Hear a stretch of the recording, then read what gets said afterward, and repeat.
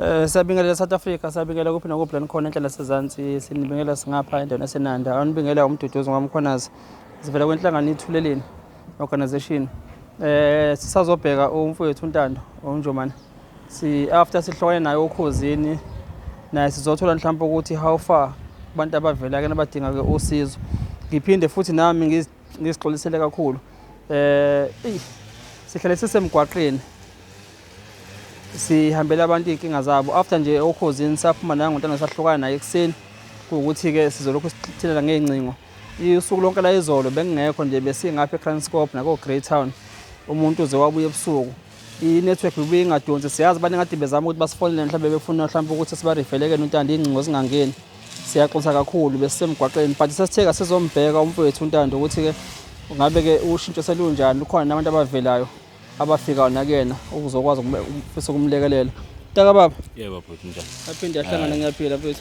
Sikhona noma ilanga lishisa nje namhlanje. Igcine ngolesibili mfethu. Bafai. Igcine ngolesibili nje ngiyayibonga nje nesupport impela ngiphinde ngibingelele nje ngiqala ngokubingelela kubantu base South Africa abanginika isupport ngiyabonga uthando engilitholayo kakhulu. Sengilala good night ngivuke good morning impilo yami ishintshile ngempela ngiyabonga abantu base South Africa. Yeah. Ngiyabonga uthando.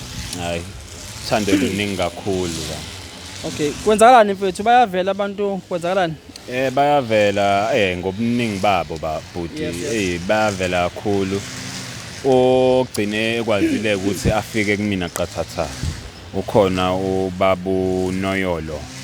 Umasheshisa ukhona nje la eThekwini ema-office akhe njalo la eThekwini uyena ofikile wanginika ke imbiza yakhe wangiphuzisa wangishiya naye uthe uzoze angibone it's either uLesomluko noma uLesibili ngoba usangaya ngapha eSwatini.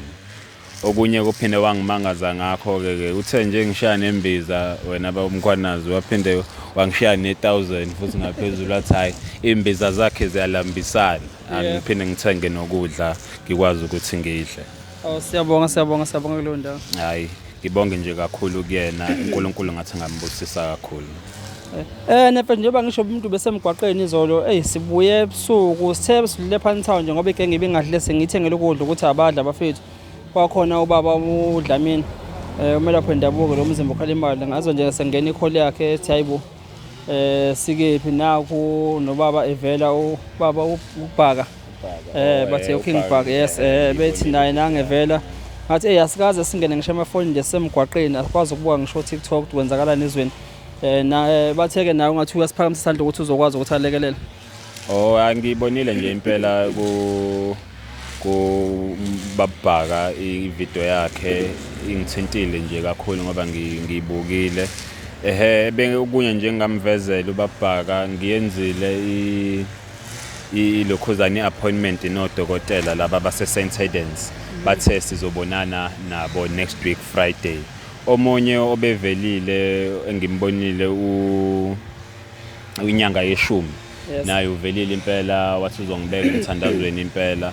Ngibonge nje kakhulu imthandazo ngiyayidinga nje kakhulu impela ngibonga kube bonke asebevelile bayikhombisa support ukuthi bakhona banami ngakomoya ngibonge nje kakhulu.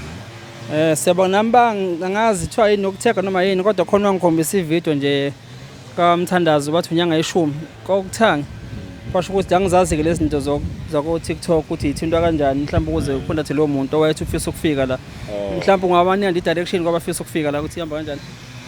La ekhaya nje kulula mina ngisematendeni eNewtown B. Kukhona nje inhlanhla yethu secondary school levela la ngaphambili inhlanhla yethu secondary school leya mesuzanala isonto la engiseduzane kakhulu nalo nje iOld Apostolic Church isayintsha nje basanda kuyakha impela. Okay. Kulabo abafisa mhlawumbe ukuthi ababuza ukuthi umfowethu ungakephi nje bese echazileke ulayinanda Newton C between A no Newton B. Newton B lo Okay. Newton B. La kuhlwana khona uB no C. Yeah mina nje ngisemnceleni kodwa nje ngingapha ka B. Yeah semnceleni nje isikole nansi kwafunda thina ke la. Oh hayi. Sahlupha lapha thina. Hayi mina ngangifundanga ke khona baba ngangigibela ibhasi. Kunesikole number 7 inhlanhla yethu bese kuba khona nje besho mfethu isonto ngala uya ka A uhamba kalomgwaqo umuzi wakubo nje mujike ekhoneni lapha umuzi esingaka umuzi ka number 4 1 2 3 umuzi ka 4 yilapho ke inamba yakho yocingo mfethu awuphinde ubanike ukuze mhlawumbe bakuthinde nabo direct. Oh inamba yami ithi 069 74 63 694 069 74 63 694. Okay. Abanye abavelile mntu abangifonelile abaka Africa Newsroom TV bafuna ufika nabazokwenza interview la kwena.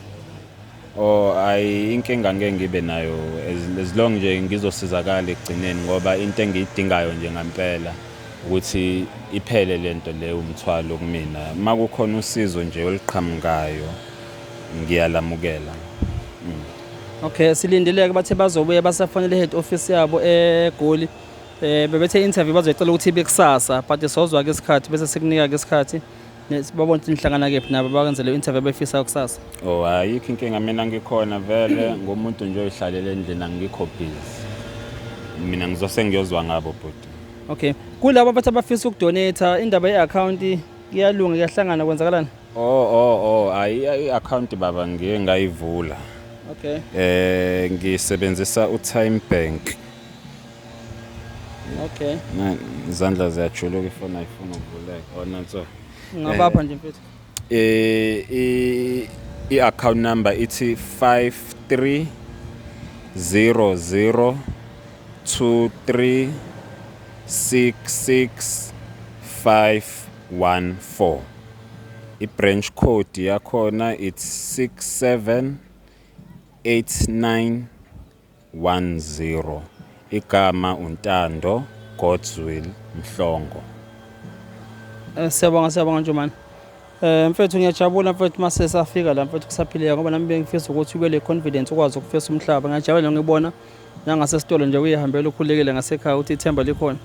Hayi bengiyesitolo nje ngiyoyithengela ikhandlela lami engike ngithandaze ngalo nje njalo la ekhaya. Okay. Bengiyothenga lona nje laphana ukuthi ngithandaze ukuthi nayo uNkulunkulu abheke akhanyise impela angilekelele but bethandaza nabantu base South Africa naye akwazi ukuthi imithandazo izwakala. Okay. Yebo. Okay ngazi ke mfethu kulabo abafisa mhlawumbe ukuthi nabo bathinte inamba yocingo usuyishile nalabo ke nakuyena futhi nabo bobhaka naye bathe inamba yakho yocingo ngazi ikhona iyavele ku video yakhe. No angiyibonanga ke yakhe yazi. Okay. Kule video mina mhlambe ngiyibonile mina angiyibonanga yakhe ubabhala. Okay ukuthi nami bengangena lento zo TikTok mhlambe sizogcina siyitholeke ngikwazi ukuthi ngikunike ubathinte ngoba okwethu nehlale sesemgwaqeni uyazi ke njenga nje lesibili sathi siphuma laphana nabe ningena kwesinye futhi hayi inamba yami bandla ngiyacela nayo inyanga yeshumi le ngishila inyanga inamba yami kuma video naye ayithole bandla. Okay kulabo ngempela bamdinga uNtando inamba yakho yocingo nje bathe sesiyikhiphile ikhona la ku video sicela bangene nje direct kuyena.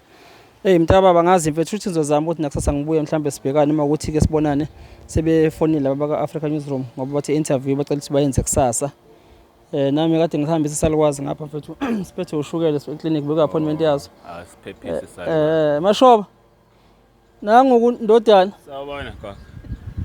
Uphephise gogo kushukela ne. Okay. Isalwazi ezizalo uthuleleni ngiso lesiyana umashoba yena impela wasilethela wena yena mama lo wasibusisa ngawe bhuti wasibusisa sibonge kakhulu. South Africa siyabonga ngane zakwethu sikhona ke nambeni ethi yocingo nathi niyasithola uthuleleni ethi 0677893082 sikhona ke emgwaqeni nje siyagijima siye kubantu masikwazi ukufinyela kubona.